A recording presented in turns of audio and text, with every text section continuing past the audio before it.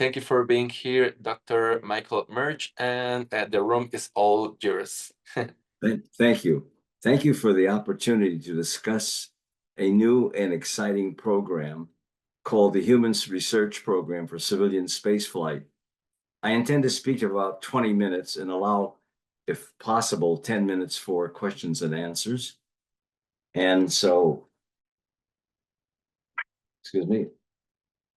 Let's see. Sorry. There we are. This is the agenda for my talk. I'd like to briefly present the history and introduction of the HRPC, the program's organizational structure, specific description of its 4 tracks, and our current implementation plan.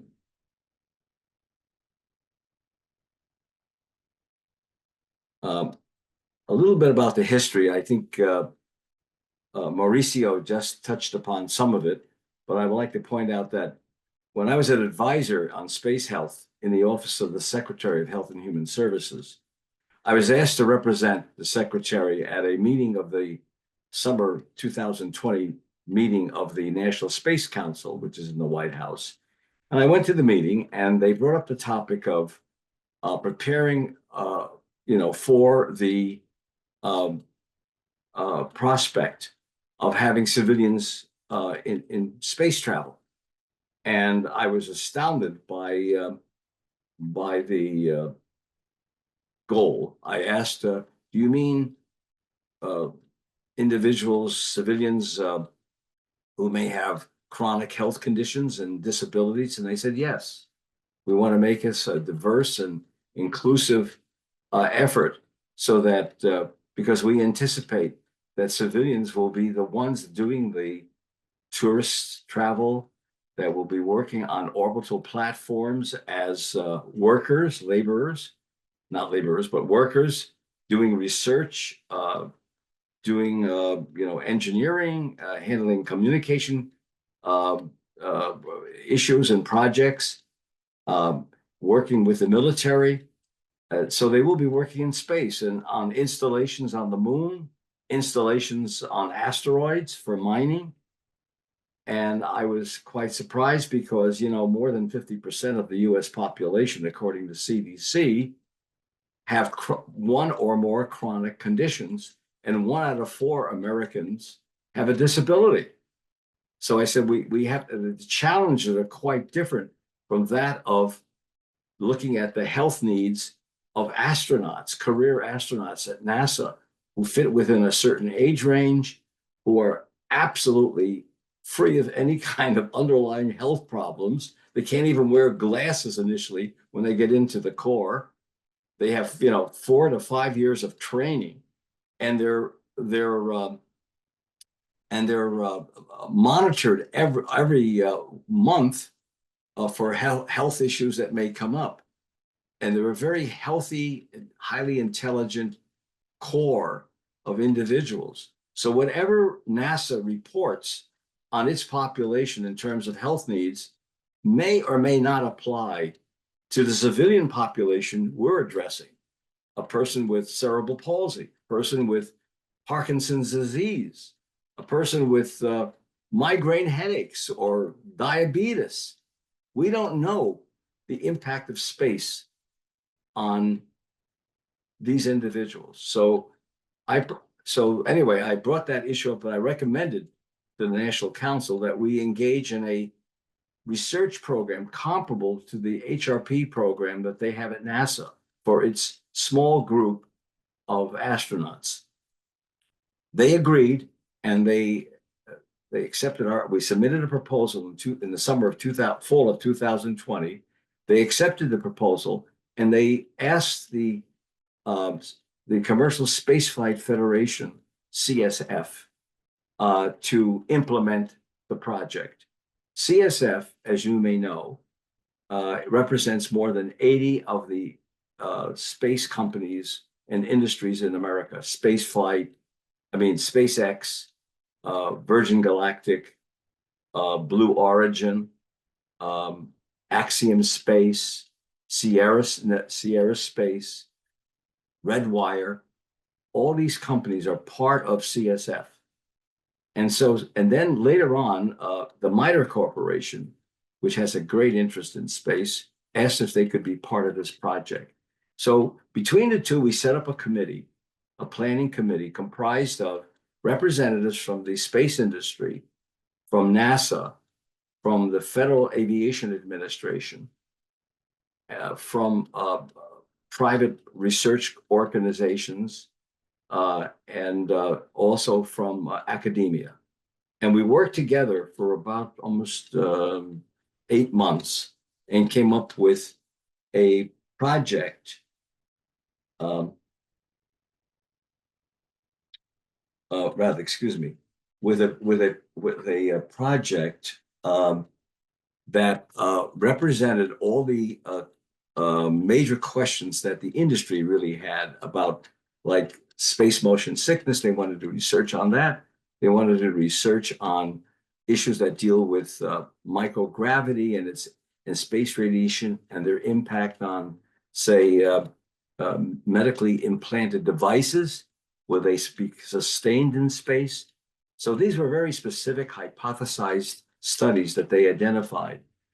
So when I went to take this effort for funding to the federal government and to the industry and other groups, I was told that they all agree with the idea.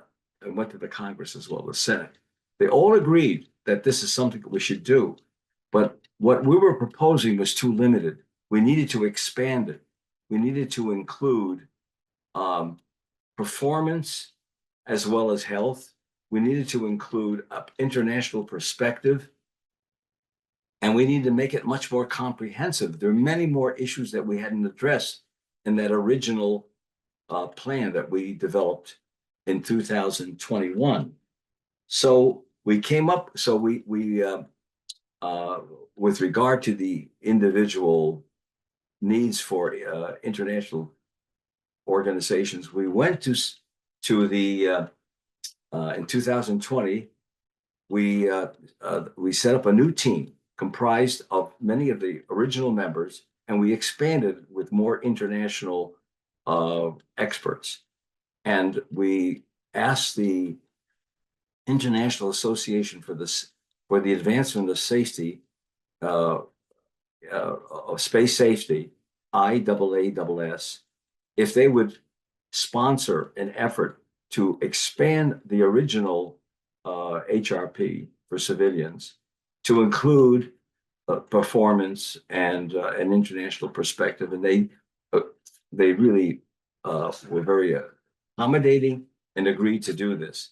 So I'm going to discuss now that the team of researchers the new team of researchers got together, and for 6 months we deliberated and studied and investigated the issue and came up with a comprehensive program of human research that would prepare all civilians, those with and without disabilities and health conditions, for spaceflight and habitation.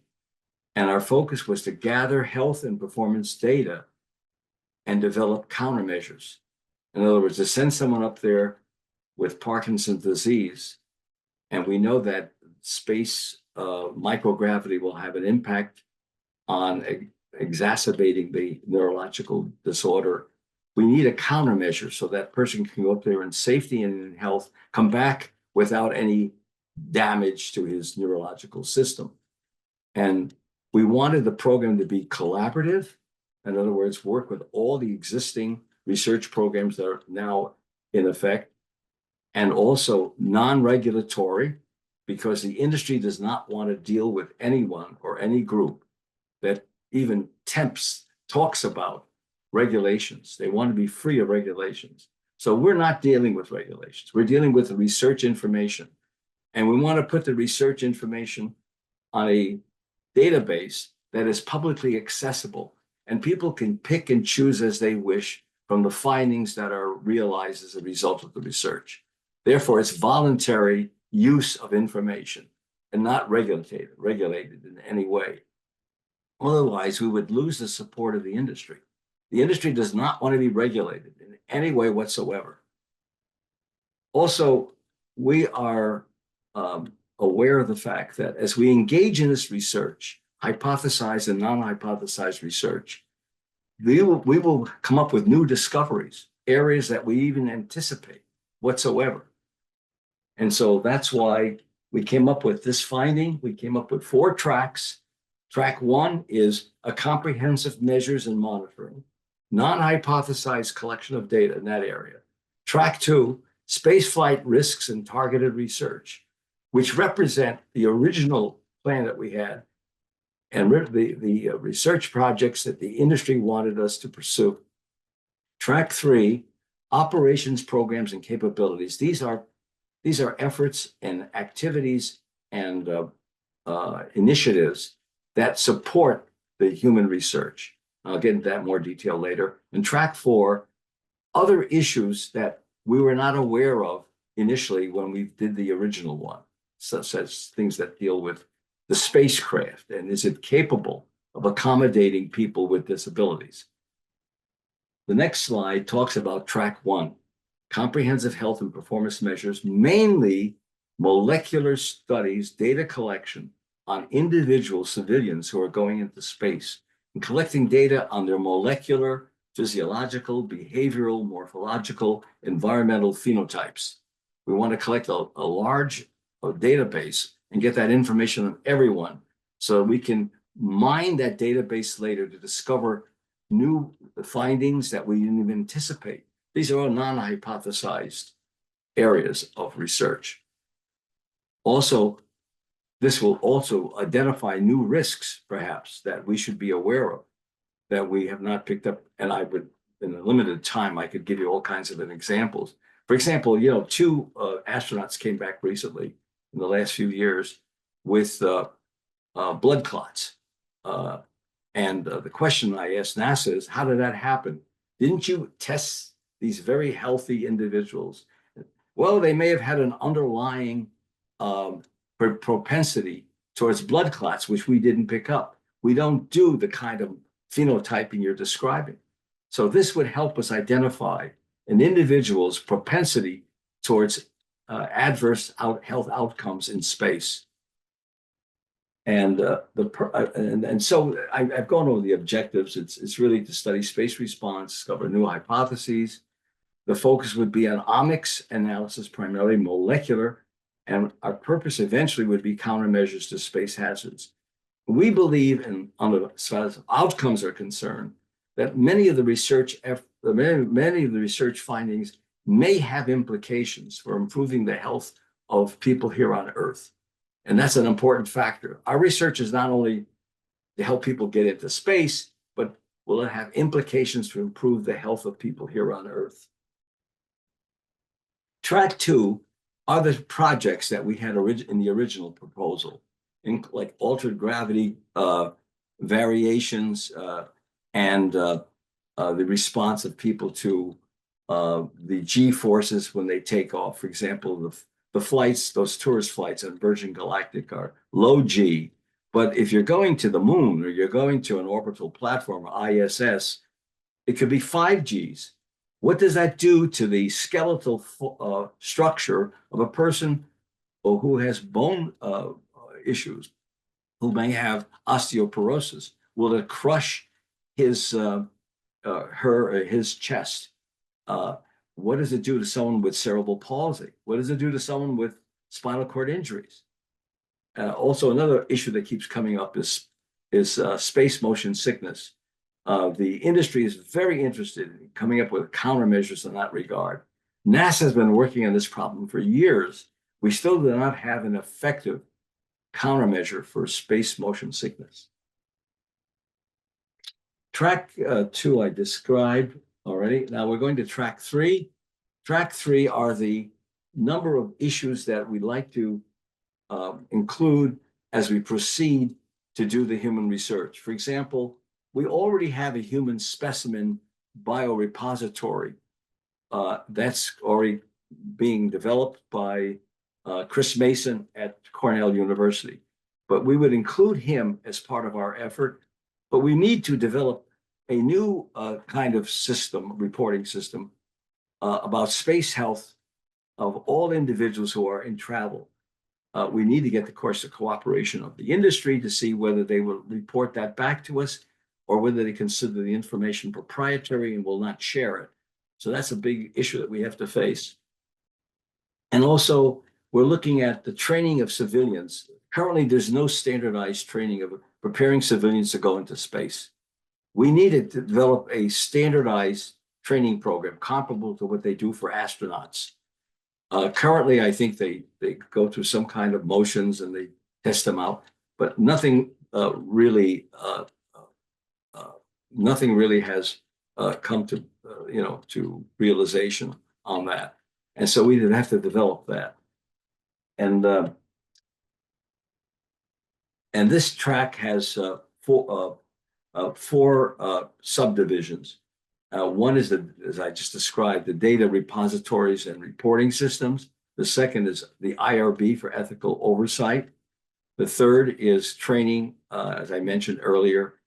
And the fourth is terrestrial applications. That's very important. We want to make sure that whatever we find has implications for people here on Earth, if possible.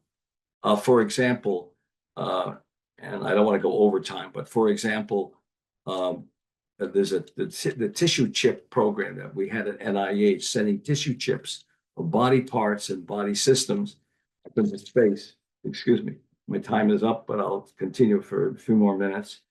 That those tissue chips showed it with cancer cells that cancer cells do not cluster in microgravity. That opened up a whole new area of research in cancer that may eventually lead to a cure for cancer. And track 4, briefly, are studies that have to do with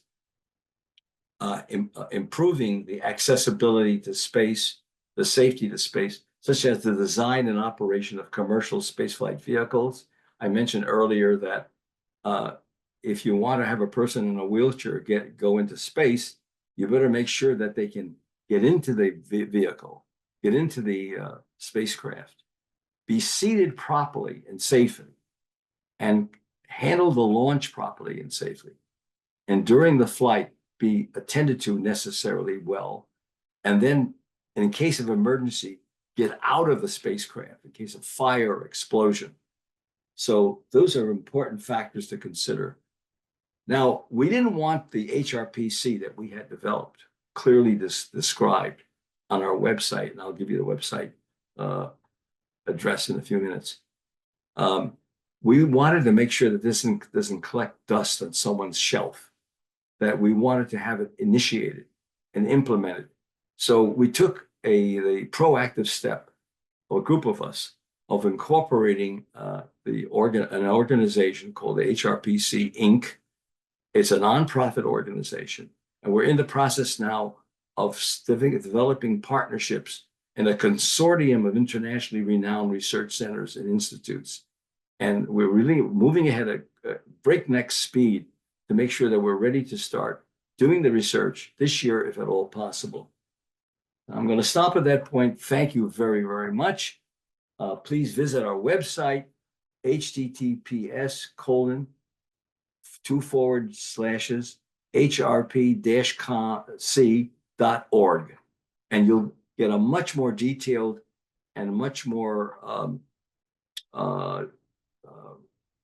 meaningful description of the HRPC. I'll stop at that, and thank you very much for your patience, and be willing to answer questions. That was great. Thank you so much, Dr. Merge, for your presentation.